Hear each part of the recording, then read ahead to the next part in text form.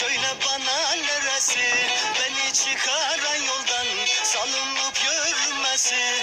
Oy benim beşik gözüm, bahçeler kara üzüm. Senden başka seversem kör olsun iki gözümde, kör olsun iki.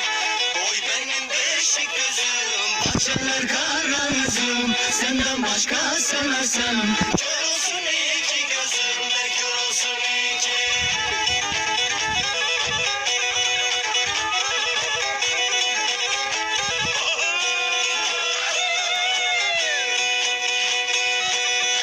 Kadırgıya vardın oy oy oy, atını bağladın mı kız atını, atını bağladın mı, beni gelecek diye oturup bağladın mı?